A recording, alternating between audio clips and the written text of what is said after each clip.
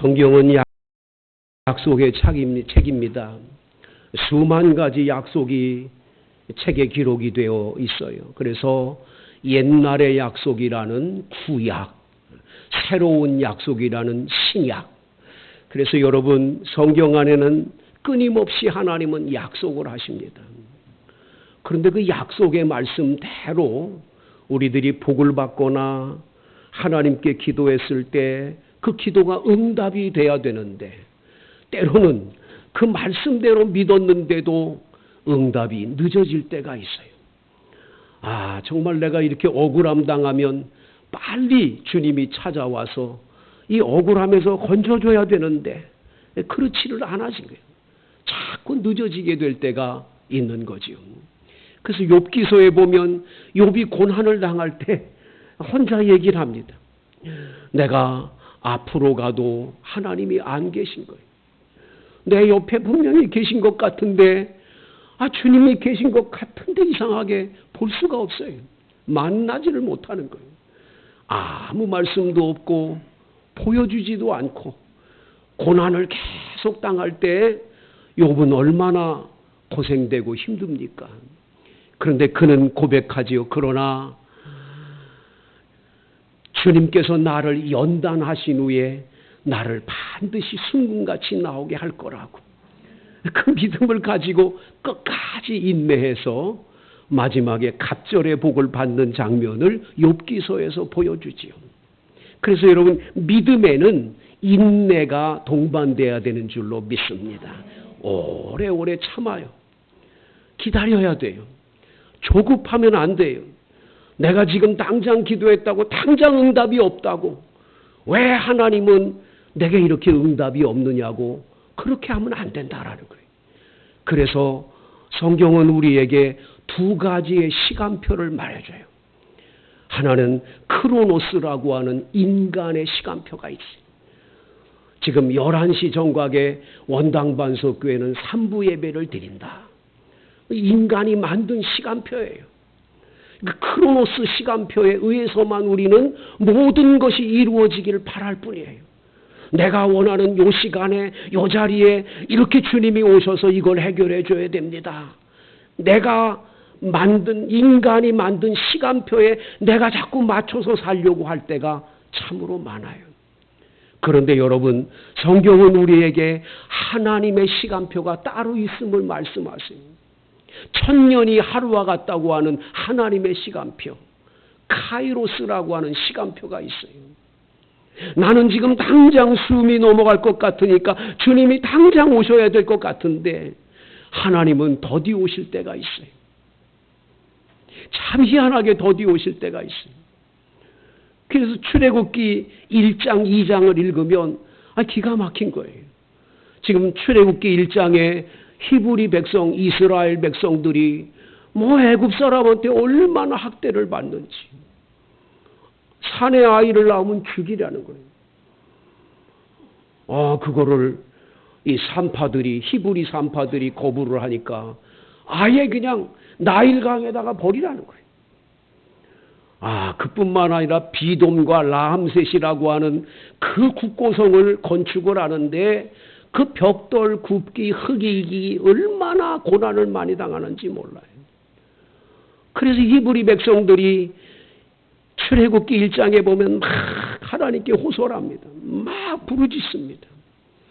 그러나 하나님이 즉시 오셔서 그들을 건져내야 되잖아요. 참 희한한 건 출애굽기 2장 1절을 읽어보면 답답한 거예요. 레위인 한 남자가 레위인 한 여자에게 장가 들었더니, 이게 나와요. 결혼했더니 이 사람 둘이서 결혼해가지고 장가 들어서 이 아이가 태어나서 이 아이가 장성해서 이스라엘 백성을 구원해 낼 때까지 그 시간이 얼마나 깁니까? 지금 당장 숨이 넘어가서 죽을 것 같은데 하나님 당장 나타나 주셔야지요. 그런데 아닌 거예요.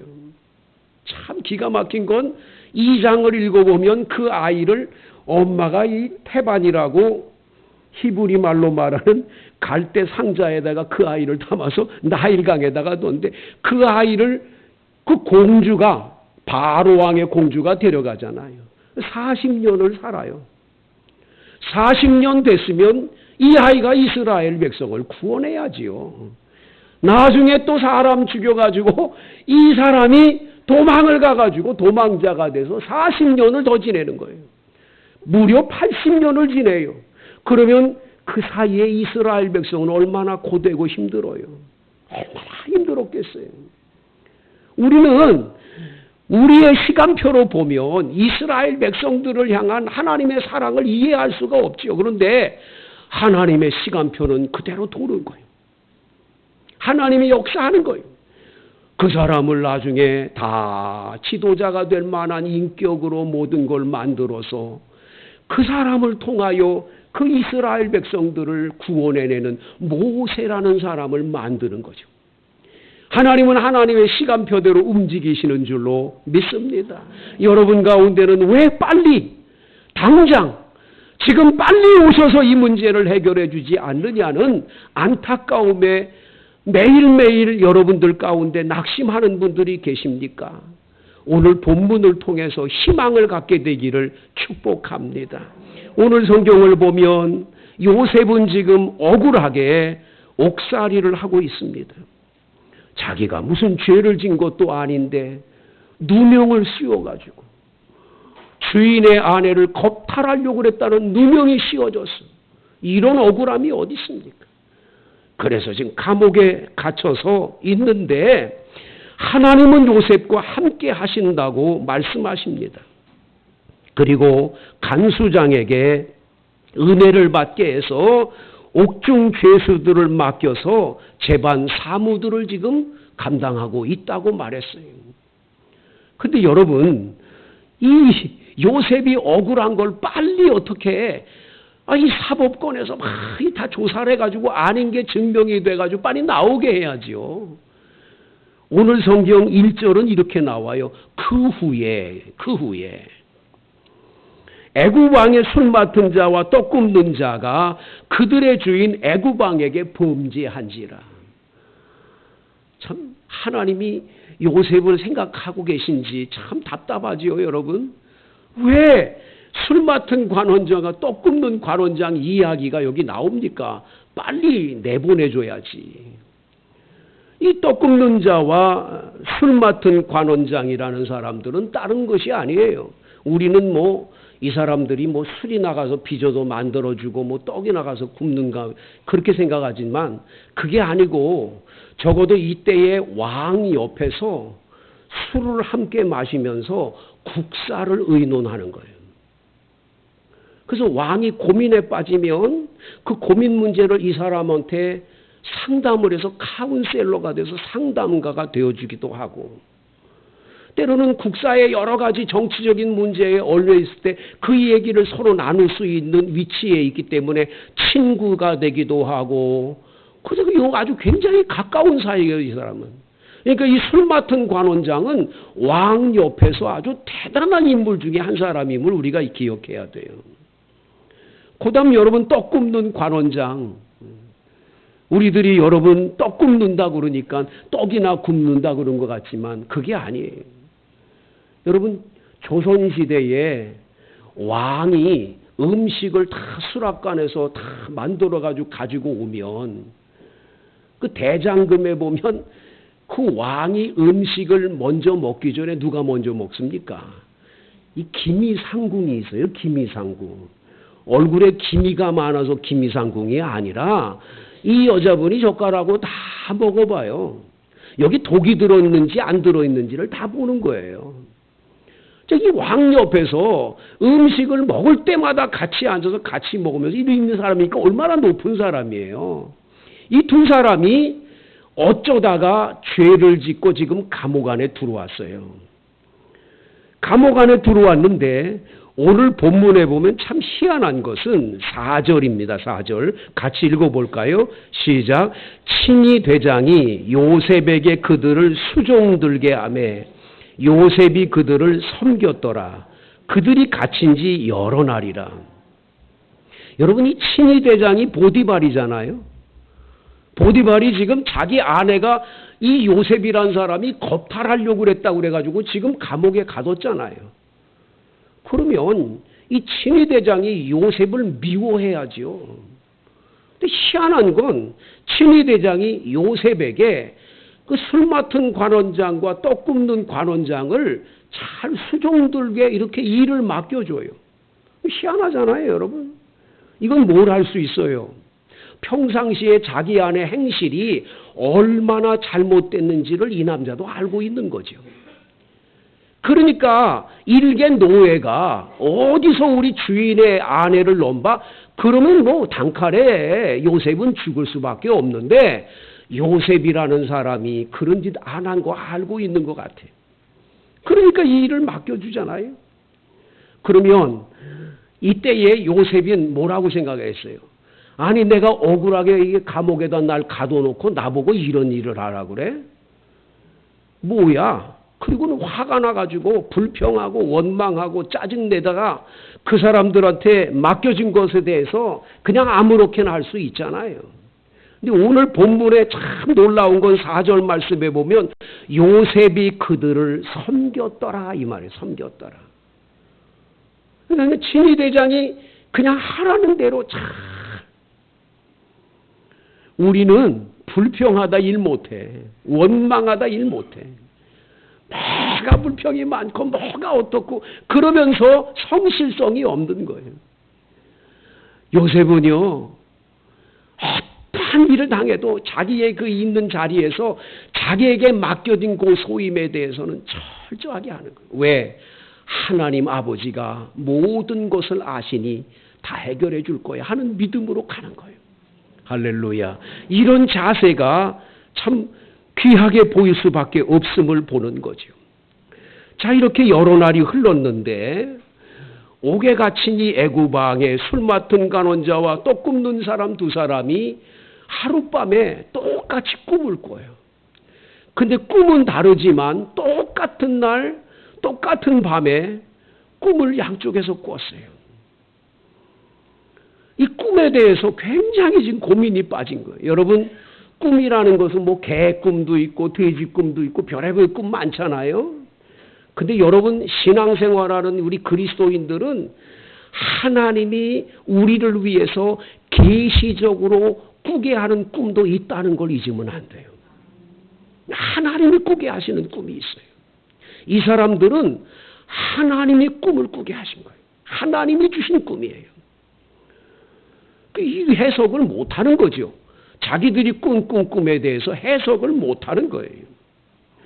6절 아침에 요셉이 들어가 보니 그들에게 근심빛이 있는지라. 참 이 말이 은혜가 되지 않아요? 여러분 대충 그 사람들을 수종두면 그 사람들의 얼굴이 근심이 있는지 뭐 있는지 그거 생각 안 할 거예요. 근데 얼마나 요셉이 그들에게 대한 정성스러운 마음으로 섬겼는지 그 얼굴에 근심빛이 있는 걸 다 읽어내는 거예요. 아주 대단한 거죠. 요셉이 그들에게 말합니다. 오늘따라 왜 당신들의 얼굴에 근심빛이 있는 겁니까? 그런데 그들이 얘기를 하는 거예요. 아, 우리가 지금 꿈을 꿨는데 해석할 자가 없다고. 해석할 자가. 이 꿈에 대한 해석이 필요한데 해석할 사람이 없다는 거예요. 여러분, 꿈쟁이 요셉 정도 되면 얼마든지 꿈 해석할 수 있잖아요. 내가 다 해석할 테니까 나한테 얘기해 보시오. 이러면 될 텐데 요셉은 그러질 않는 거예요. 오늘 성경 말씀 다 같이 8절 읽습니다. 시작. 그들이 그에게 이르되 우리가 꿈을 꾸었으나 이를 해석할 자가 없도다. 요셉이 그들에게 이르되 해석은 하나님께 있지 아니하니까 청하건대 내게 이르소서. 해석은 누가 해준다고요? 하나님이 해주세요. 하나님. 그러면서 내게 이르라고 내게 말하라고. 해석은 하나님께 있다고 그러고 자기한테 말하래. 그건 무슨 뜻이에요? 자기 안에 하나님의 영인 성령님이 거하셔서 성령님께서 해석해 줄 걸 믿는 거죠. 성령 충만한 요셉임을 보여주는 줄로 믿습니다. 해석은 하나님께 있다. 하나님이 꿈을 꾸게 하셨으니까 하나님이 해석해 줄 거라고. 내가 해석하는 게 아니라고. 내 요셉이란 내가 뭐 지혜롭고 똑똑해서 해석하는 게 아니라 하나님이 해결해 줄 거라고. 여러분, 이 자세가 참 은혜로운 성도의 자세인 줄로 믿습니다. 술 맡은 관원장이 그의 꿈을 요셉에게 말합니다. 꿈에 보니까 포도나무가 나오는데 세 가지가 뻗더라. 그 세 가지가 뻗더니 싹이 나고 꽃이 피고 나중에는 포도송이가 열리더라. 내가 바로 왕이 먹는 잔에다가 그 포도를 따서 즙을 짜가지고 바로 왕에게 드리더라. 이게 무슨 꿈이냐, 이게 무슨 꿈이냐. 12절 해석은 이러하니 세 가지는 사흘이라. 지금부터 사흘 안에 바로가 당신의 머리를 들고 당신의 전직을 회복시키리니 당신이 그 전에 술 맡은 자가 되었을 때 하던 것 같이 바로의 잔을 그의 손에 드리게 될 것입니다. 전직이 회복될 거예요. 사흘 후에 반드시 그렇게 될 거라는 거예요. 그래 놓고는 14절 15절에 요셉은 자신의 억울함을 이야기하면서 자기의 구명을 부탁을 드립니다. 읽어볼까요? 시작. 당신이 잘 되시거든 나를 생각하고 내게 은혜를 베풀어서 내 사정을 바로에게 아뢰어 이 집에서 나를 건져주소서. 나는 히브리 땅에서 끌려온 자요 여기서도 옥에 갇힐 일은 행하지 아니하였나이다. 자기 억울한 거죠. 억울한 사정. 나를 빨리 좀 여기서 건져나게 해달라고. 당신이 복직되면 바로 왕한테 가지 않겠냐고. 바로 왕한테 얘기해서 나 좀 구명해달라고. 난 너무 억울하다고 이야기를 한 거예요. 여러분, 이 이야기를 들은 이 사람은 이 술 맡은 관원장을 어떻게 했겠어요? 분명히 여기 성경에 나와 있지 않지만 약속을 하지 않았겠어요? 걱정하지 마라. 내가 복직되면 너 억울한 거 풀어줄게. 약속했겠죠. 분명히 약속했겠죠.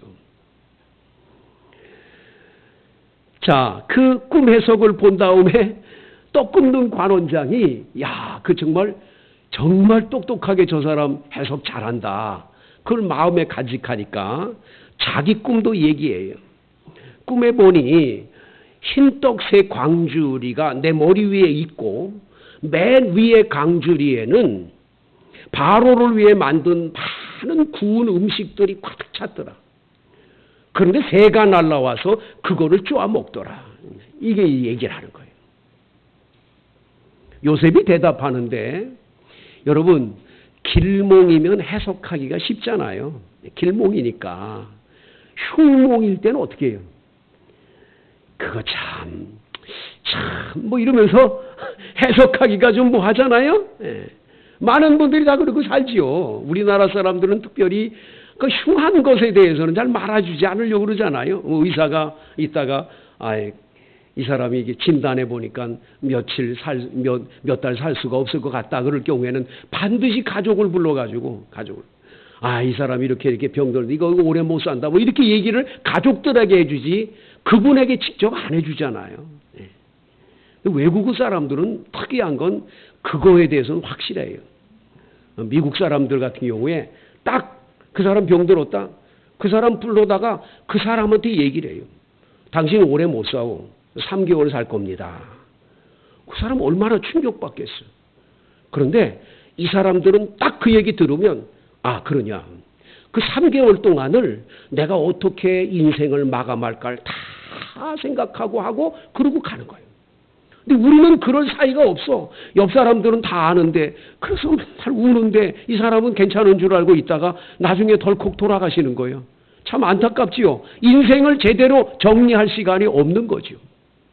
이 사람한테 요셉이 지금 해석을 할 때 이게 흉몽이니까 해석을 하면서 뭐 빙빙 돌려가면서 이 말 저 말로 하지 않는 거예요. 하나님이 해석해 주는 거니까. 성령의 감동으로 해석해 주니까 해석하는 거예요. 당신도 사흘에 반드시 바로 왕이 당신을 데리고 갈 거예요. 근데 당신을 나무에 달아서 새들이 와서 당신 몸을 쪼아먹게 될 거예요.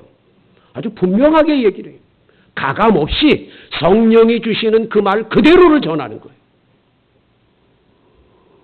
정말 3일 후에 바로 왕의 생일날 이 사람 둘이 다 불려갔어요. 술 맡은 관원장과 똥 맡은 관원장 불려갔는데 요셉이 해석한 그대로 바로의 술 맡은 관원장은 전직이 회복돼서 그 잔을 바로 왕에 드리게 되고, 오늘 성경 22절에 보면 떡 굽는 관원장은 매달리니 요셉이 그들에게 해석함과 같다는 거예요. 똑같이 됐다는 거예요.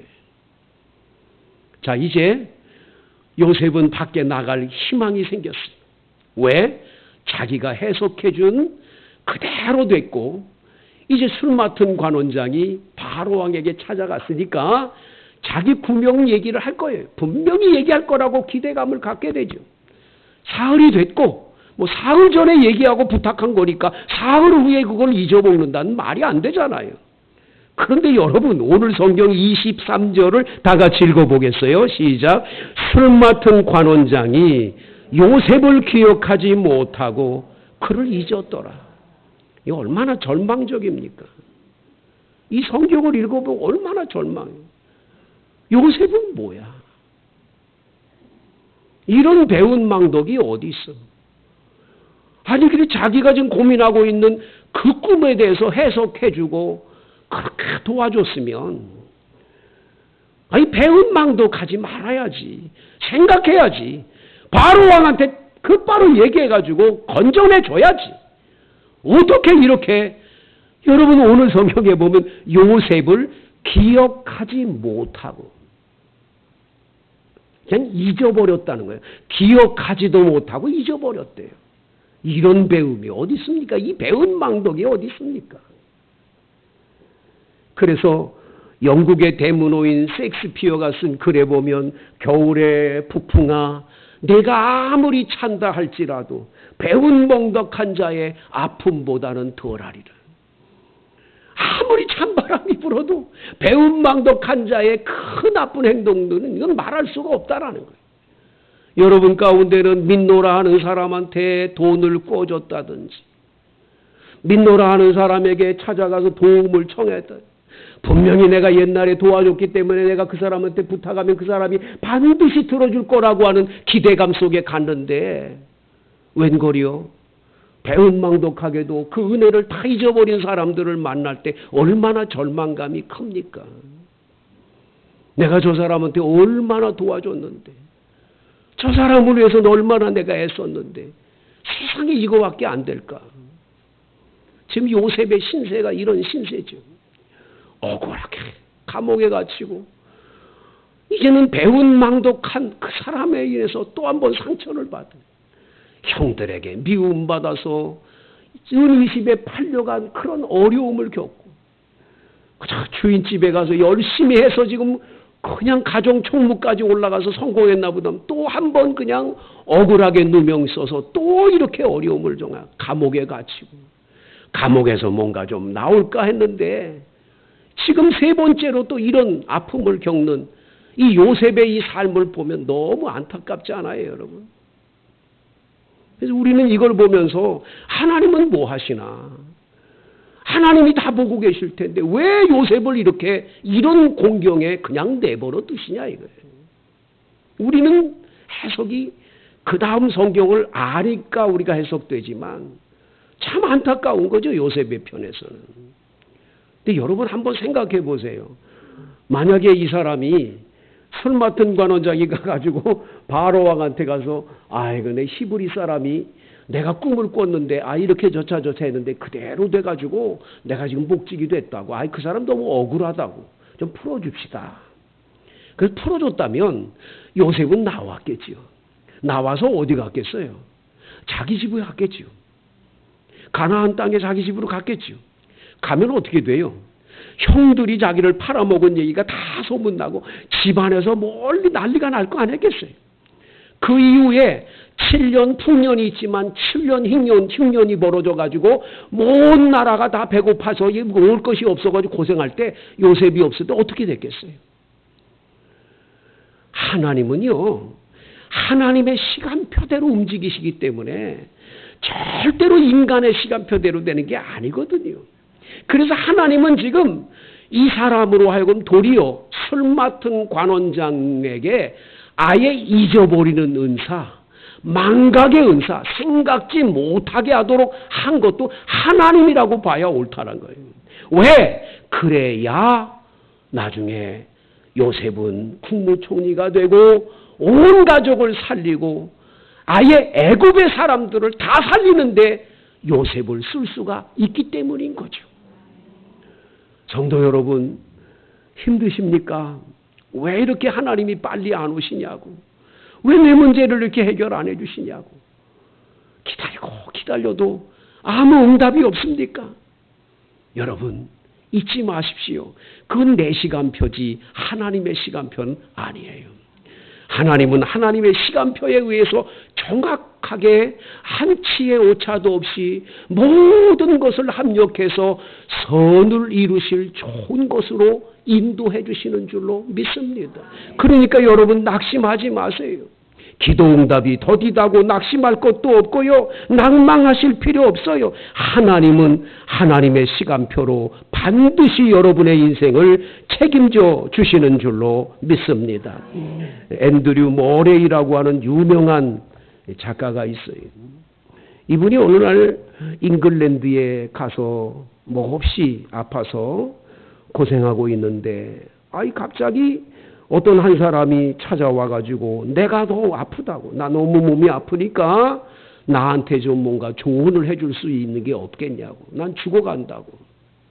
모레이는 종이에다가 글을 써서 그에게 이렇게 보냅니다. 우선 그분이 나를 여기로 데려오셨다. 내가 이 협착한 장소에 있는 것은 그분의 뜻이다. 그러므로 나는 여기서 안식할 것이다. 그분이 사랑으로 나를 보호하실 것이며 이 시련 중에도 그분의 자녀들로서 행동할 수 있는 은혜를 주실 것이다. 그분이 시련을 축복으로 만드실 것이고 내가 배워야 될 교훈을 가르치실 것이고 주려고 작정하신 은혜를 부어주실 것이다. 그분의 선하신 방법과 시기는 그분만이 아신다. 나는 하나님의 약속에 의해 하나님의 보호하심 가운데 하나님의 훈련 아래 하나님의 때를 기다리며 여기에 있다. 이 말을 끊임없이 고백을 하라고. 그래서 그를 고백하는 중에 질병이 낫는 기적이 일어났다고 하는 이야기가 있어요. 성도 여러분, 기다리세요. 기다리면 반드시 주님은 응답을 가지고 돌아올 겁니다. 반드시 역사할 줄로 믿습니다. 우리 다 같이 이 시간 통성으로 기도하는데 하나님